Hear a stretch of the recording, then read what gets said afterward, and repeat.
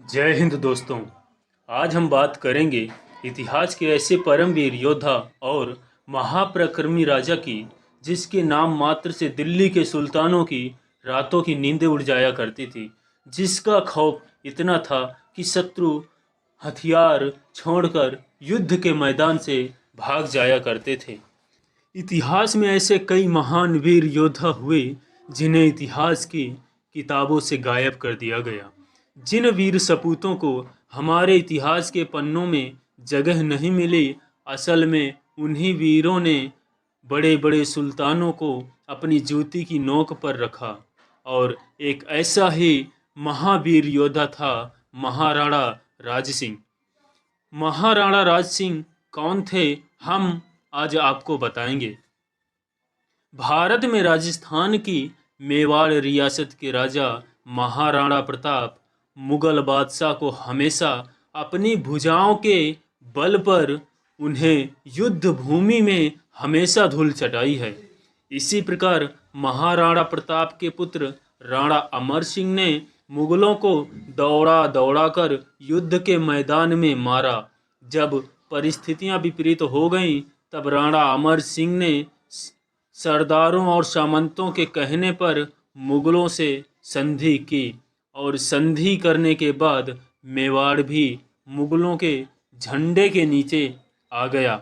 राणा अमर सिंह के पुत्र राणा करण सिंह मुगलों के संधि के अनुसार ही राज्य का शासन किया। महाराणा करण सिंह के पुत्र महाराणा जगत सिंह भी मुगलों के संधि के अनुसार राज्य का शासन किया। महाराणा जगत सिंह के पुत्र महाराणा राज सिंह मुगलों के संधि के अनुसार राज करने से इनकार कर दिया और उन्होंने मुगलों से बगावत कर दी और वह सब काम करने लगे जो मुगल बादशाह के खिलाफ थे।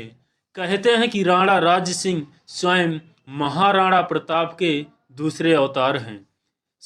सन 1658 में शाहजहां के बीमार पड़ने के बाद उसके पुत्रों में मुगल सल्तनत के हुकूमत को लेकर जंग छिड़ गई। तब औरंगजेब ने अपनी तरफ से लड़ने के लिए राणा राज सिंह को बुलाया, लेकिन राणा राज सिंह ने मुगलों की तरफ से लड़ने से मना कर दिया। परंतु मुगलों की आपसी लड़ाई के समय मुगलों से टक्कर लेने के लिए राणा राज सिंह एक विशाल सेना तैयार करना शुरू कर दिया। इस सेना के दम पर उन्होंने मेवाड़ में स्थित मुगल चौकियों को नष्ट करने के लिए एक अभियान चलाया। साथ ही साथ मेवाड़ के कई ठिकानों को मुगलों से छुड़वा लिया। राणा राज सिंह की सेना चित्तौड़ के किले पर चढ़ गई और वहां पर तैनात मुगल सेना से चित्तौड़ को छीन लिया। सन 1615 में हुई मुगल मेवाड़ संधि जिसके तहत यह तय हुआ था कि मेवाड़ी द्वारा चित्तौड़ किले की मरम्मत नहीं करवाई जाएगी, परंतु राणा राज सिंह मुगलों के खिलाफ खुले युद्ध का ऐलान करते हुए न सिर्फ चित्तौड़ को विजय किया, बल्कि अपने चित्तौड़ दुर्ग का मरम्मत करवाना शुरू कर दिया। जुलाई 1658 में औरंगजेब अपने भाइयों को मौत के घाट उतारकर मुगल सल्तनत का बादशाह बन बैठा और इसी दिन उसने हिंदुस्तान की धरती से कुफ्र को मिटाने की कसम खाई। इस समय तक जयपुर नरेश जय सिंह और मारवाड़ नरेश जसवंत सिंह राठौड़ का निधन हो चुका था। इन दोनों राजाओं की मृत्यु के बाद औरंगजेब निश्चिंत होकर बेखौफ हिंदू विरोधी फैसला देने लगा।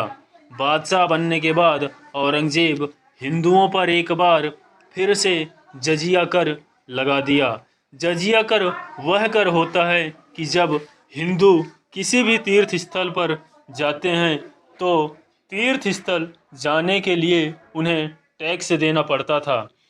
इस बात से मेवाड़ के महाराणा राज सिंह औरंगजेब से नाराज हो उठे और उन्होंने कड़े शब्दों में औरंगजेब को एक पत्र लिखा कि अगर दिल्ली का कोई सिपाही जजिया कर वसूलने के उद्देश्य से मेवाड़ में घुसा तो वह मारा जाएगा। अगर मैं तेरे विरोधियों से हाथ मिला लिया तो दिल्ली का तख्त पलटने में देर नहीं लगेगी। उस समय सिख, जाट, मराठा सभी मुगलों के खिलाफ कट्टर दुश्मन बने हाथों में नंगी तलवारें लिए घूमते थे।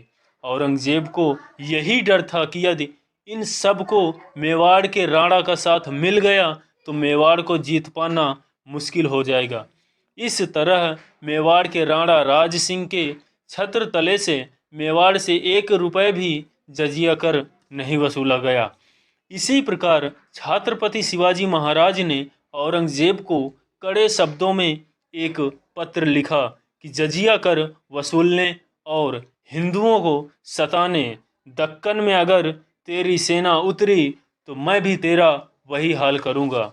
1679 में औरंगजेब ने नया फरमान जारी किया जिसके तहत भारत के सभी हिंदू मंदिरों को ध्वस्त करने के लिए मुगल सेना मंदिरों पर चढ़ गई। हरिद्वार, काशी, मथुरा और वृंदावन में सभी हिंदुओं के पवित्र स्थलों को अपवित्र कर दिया गया। मुगल सेना जब वृंदावन में गई तो उन्होंने वृंदावन के प्रसिद्ध श्रीनाथ जी के मंदिर को तोड़ दिया।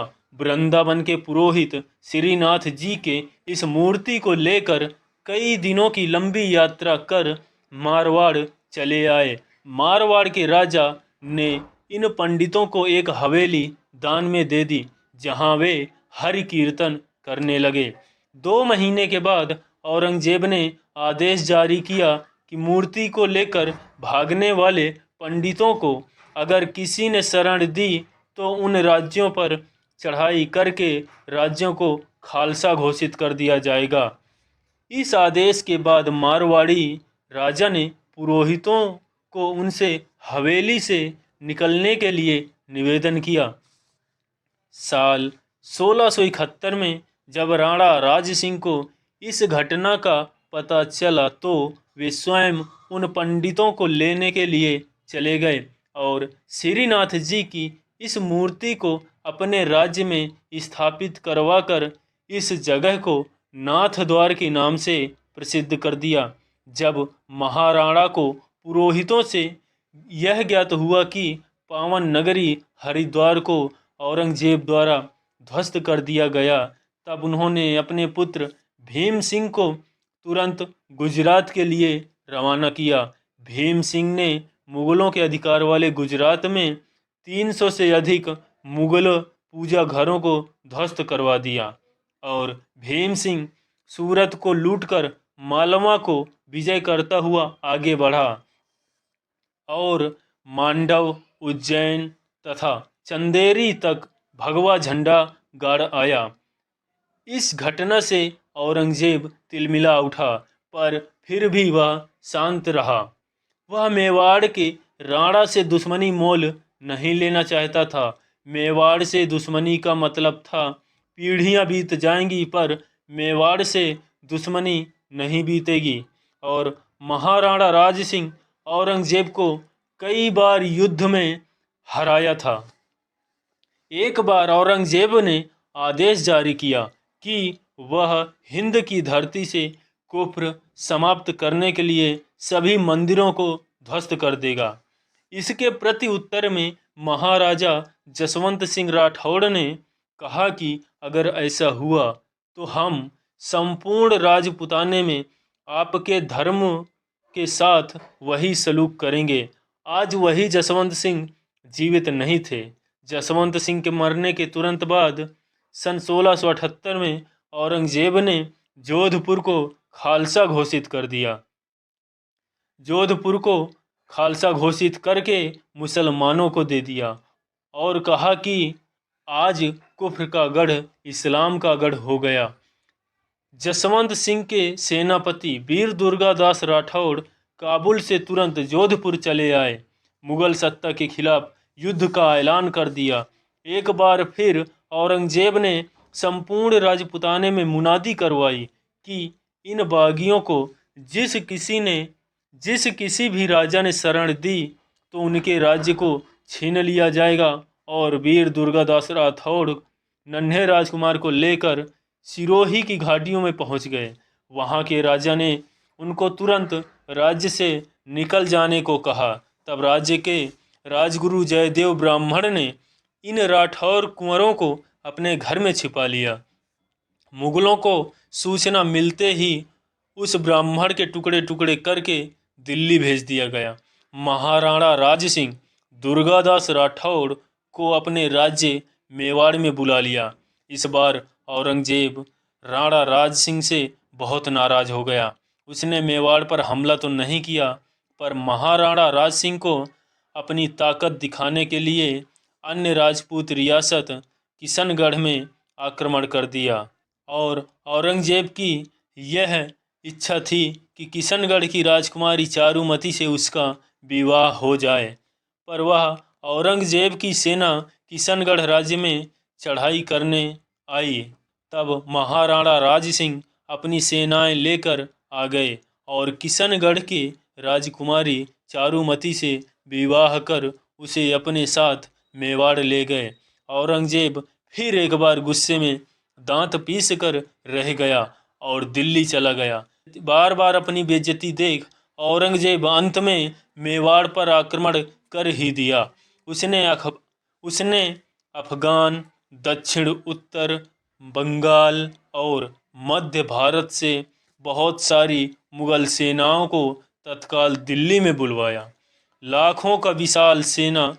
कई लाख का विशाल सेना वाला मुगल लश्कर लेकर औरंगजेब अपनी रानियों सहित मेवाड़ को जीतने निकल पड़ा। कई महीने के लंबे सफर के बाद औरंगजेब ने अपनी सेना सहित उदयपुर में पहुंचा और उदयपुर के प्रसिद्ध जगदीश मंदिर को तुड़वाकर उसने काफिरों के खिलाफ युद्ध की हुंकार भरी। इस समय महाराणा राज सिंह मेवाड़ की सारी जनता के साथ ऊंचे पर्वतों पर चले गए और अपनी सेना को 5 भागों में विभाजित कर दिया। औरंगजेब ने महाराणा को पता लगाने के लिए अपनी सेनाओं को कई हिस्सों में बांटकर अलग अलग दिशाओं में भेज दिया। और औरंगजेब स्वयं चित्तौड़, मंदसौर और मांडलगढ़ को विजय करता हुआ मेवाड़ की घाटियों में चढ़ आया। जहां उसने देखा तो महाराणा पहले से ही वहां मौजूद थे। औरंगजेब की सेना तो अलग अलग हिस्सों में बंट गई थी। औरंगजेब ने अपनी सेना को अलग अलग हिस्सों में महाराणा राज सिंह की खोज के लिए भेज दिया था। अब उसके पास एक भी सेना नहीं थी, एक छोटी सी सैनिक टुकड़ी थी। इस स्थिति में वह महाराणा को पूरे लश्कर के साथ देखकर घबरा गया। तुरंत ही महाराणा ने घेरा बनाकर औरंगजेब पर हमला किया। इस घाटी पर घनघोर युद्ध हुआ। हसन अली औरंगजेब को बचाकर युद्ध के मैदान से बाहर ले गया। बादशाह के बाहर निकलते ही सेना भी हथियार छोड़ मैदान से भाग खड़ी हुई, फिर दोबारा पीछे मुड़कर कभी नहीं देखी।